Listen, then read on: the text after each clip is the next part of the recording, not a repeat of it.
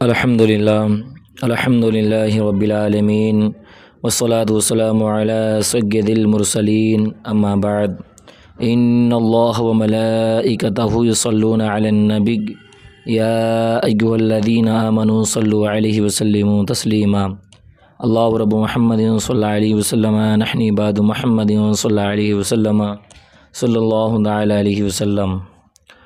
تو آج کا ہمارا درس بحر شریعت حصہ اول صفحہ نمبر 135 سے میدان حشر میں حساب و کتاب ہوگا، اسی کے تعلق سے بیان چل رہا ہے۔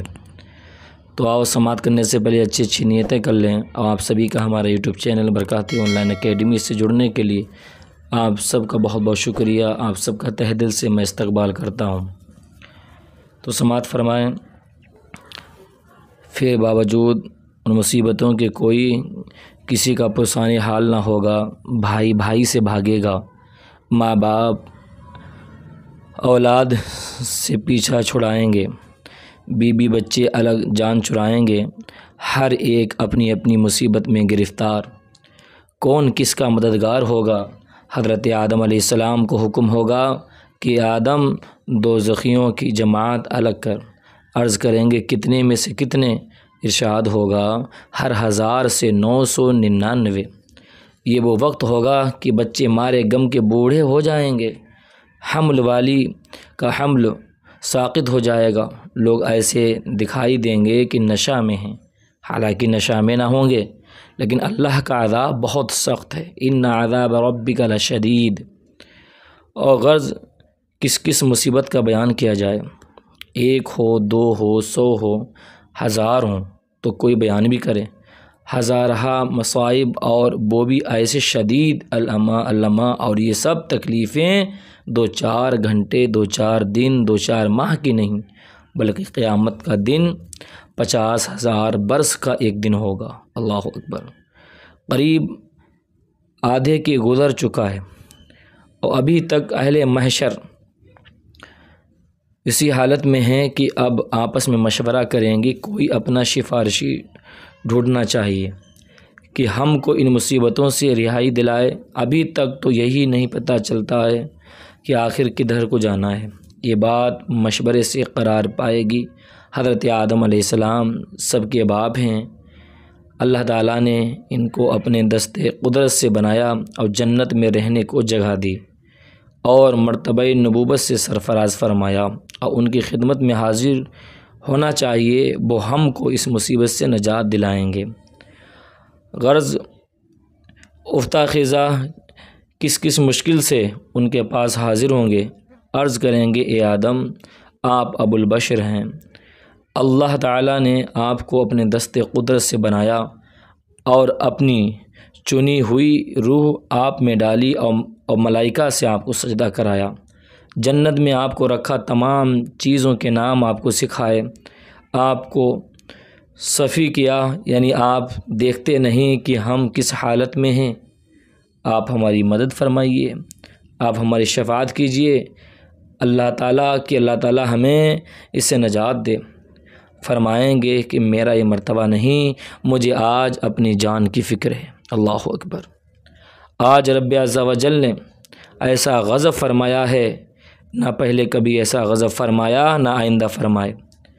تم کسی اور کے پاس جاؤ، لوگ عرض کریں گے آخر کس کے پاس ہم جائیں؟ فرمائیں گے کہ نوح کے پاس جاؤ، کہ وہ پہلے رسول ہیں کہ زمین پر ہدایت کے لیے بھیجے گئے۔ لوگ اسی حالت میں حضرت نوح علیہ السلام کی خدمت میں حاضر ہوں گے، اور ان کے فضائل بیان کر کے عرض کریں گے کہ آپ اپنے رب کے حضور ہماری شفاعت کیجئے کہ وہ ہمارا فیصلہ کر دے۔ یہاں سے بھی وہی جواب ملے گا کہ میں اس لائق نہیں، مجھے اپنی پڑی ہے، تم کسی اور کے پاس جاؤ۔ عرض کریں گے کہ آپ ہمیں کس کے پاس بھیجتے ہیں؟ فرمائیں گے تم ابراہیم خلیل اللہ کے پاس جاؤ، ان کو اللہ تعالیٰ نے مرتبہ خلت سے ممتاز فرمایا۔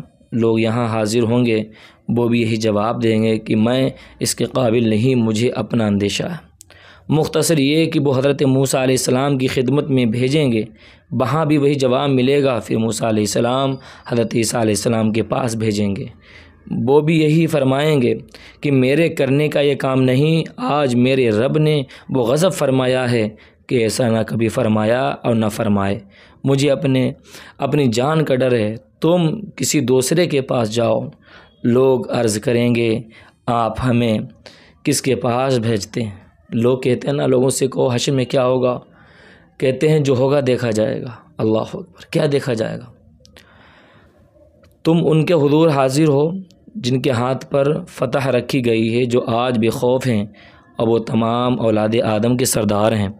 تو محمد صلی اللہ علیہ وسلم کی خدمت میں حاضر ہو، وہ خاتم النبیین ہیں، وہ آج تمہاری شفاعت فرمائیں گے، اور انہی کے حضور حاضر ہو، وہ یہاں تشریف فرمائیں۔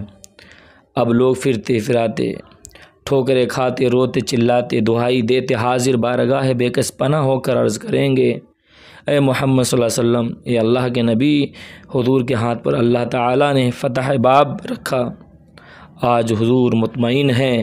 ان کے علاوہ اور بہت سے فضائل بیان کر کے عرض کریں گے حضور ملاحظہ تو فرمائیے، ہم کس مصیبت میں ہیں اور کس حال کو پہنچے، حضور بارگاہ خداوندی میں ہماری شفاعت فرمائیے اور ہم کو اس آفت سے نجات دلوائیے۔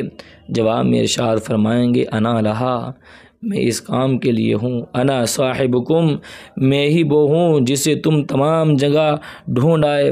یہ فرما کر بارگاہ عزت میں حاضر ہوں گے اور سجدہ کریں گے، اور ارشاد ہوگا، رب کا ارشاد ہوگا اے محمد اپنا سر اٹھاؤ اور کہو تمہاری بات سنی جائے گی، مانگو جو کچھ مانگو گے ملے گا، اور شفاعت کرو تمہاری شفاعت مقبول ہے۔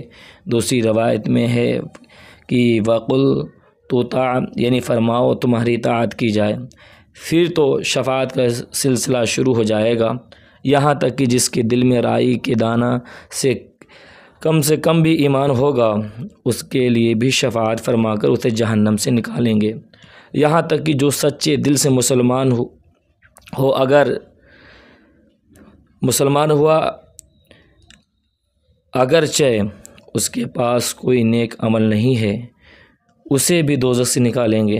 اب تمام انبیاء اپنی امت کی شفاعت فرمائیں گے، اور اولیاء کرام، شہداء، علماء، حفاظ، حجاج، بلکہ ہر وہ شخص جس کو کوئی منصب دینی عنایت ہوا، اپنے اپنے متعلقین کی شفاعت کرے گا۔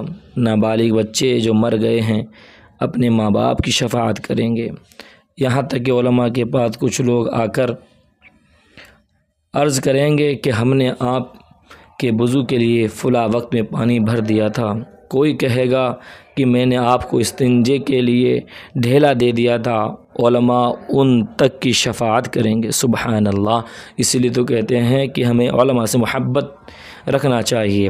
عقیدہ نمبر 5، حساب حق ہے۔ جو بندہ کہے کہ حساب نہیں ہونا ہے تو بتایا حساب حق ہے اور اعمال کا حساب ہونے والا ہے۔ عقیدہ نمبر 6، حساب کا منکر کافر ہے، جو انکار اس کا کرے وہ کافر ہے، اور کسی سے تو اس طرح حساب لیا جائے گا خفیہ طریقے سے، اس سے پوچھا جائے گا، اس سے رب پوچھے گا تو نے یہ کیا اور یہ کیا؟ عرض کرے گا ہاں اے رب، یہاں تک کہ تمام گناہوں کا اقرار کر لے گا۔ اب یہ اپنے دل میں سمجھے گا کہ اب گئے، فرمائے گا کہ ہم نے دنیا میں تیرے عیب چھپائے، اب بخشتے ہیں۔ سبحان اللہ۔ اور کسی سے سختی کے ساتھ ایک ایک بات کی باز پرس ہوگی، یعنی جس سے یوں سوال ہوگا وہ ہلاک ہوا۔ کسی سے فرمائے گا اے فلاں، کیا میں نے تجھے عزت نہ دی، تجھے سردار نہ بنایا، تیرے لیے گھوڑے اونٹ وغیرہ کو مسخر نہ کیا؟ ان کے علاوہ اور نعمتیں یاد دلائے گا، عرض کرے گا ہاں تو نے سب کچھ دیا تھا۔ پھر فرمائے گا تو کیا تیرا خیال تھا کہ مجھ سے ملنا ہے؟ عرض کرے گا نہیں۔ فرمائے گا تو جیسے تو نے ہمیں یاد نہ کیا، ہم بھی تجھے عذاب میں چھوڑتے ہیں۔ اللہ اکبر۔ بعض کافر ایسے بھی ہوں گے کہ جب نعمتیں یاد دلا کے فرمائے گا کہ تو نے کیا کیا، تو عرض کرے گا کہ تجھ پر اور تیری کتاب اور تیرے رسولوں پر ایمان لایا، نماز پڑھی، روزے رکھے، صدقہ دیا، اور ان کے علاوہ جہاں تک ہو سکے گا نیک کاموں کا ذکر کر جائے گا۔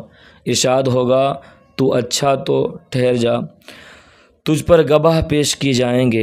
یہ اپنے جی میں سوچے گا کہ مجھ پر کون گواہی دے گا، اس وقت اس کے منہ پر مہر کر دی جائے گی اور اعضاء کو حکم ہوگا کہ بول۔ اس وقت اس کی ران اور ہاتھ پاؤں، گوشت، پوست، ہڈیاں سب گواہی دیں گے کہ یہ تو ایسا تھا، تو وہ جہنم میں ڈال دیا جائے گا۔ تو اسی لیے میں آپ کی خدمت میں عرض کر رہا ہوں کہ بھائی اللہ نے جو ہمیں نعمتیں دی ہیں ہمیں چاہیے اچھے سے استعمال کریں، اور اگر ہم گناہ کر رہے ہیں، اگر ہاتھ سے کیا تو ہاتھ ہی ہمارے خلاف ہوگا قیامت کے دن، یہ ہاتھ بھی گواہی دے گا۔ تو نبی صلی اللہ علیہ وسلم نے فرمایا میری امت سے 70,000 بے حساب جنت میں داخل ہوں گے، ان کے طفیل میں ہر ایک کے ساتھ 70,000، اور رب عز و جل ان کے ساتھ 3 جماعتیں اور دے گا، معلوم نہیں ہر جماعت میں کتنے ہوں گے، اور اس کا شمار بہی جانے تہجد پڑھنے والے بلا حساب جنت میں جائیں گے۔ سبحان اللہ۔ تو ہمیں بھی چاہیے کہ تہجد گزار بنیں، اور اس امت میں وہ شخص بھی ہوگا جس کے 99 دفتر گناہوں کے ہوں گے، اور ہر دفتر اتنا ہوگا جہاں تک نگاہ پہنچے وہ سب کھولے جائیں گے، اور رب فرمائے گا ان میں سے کسی امر کا تجھے انکار تو نہیں ہے؟ میرے فرشتوں کرامن کاتبین نے تجھ پر ظلم تو نہیں کیا؟ یہ کرامن کاتبین جو ہمارے کندھوں پر رہتے ہیں۔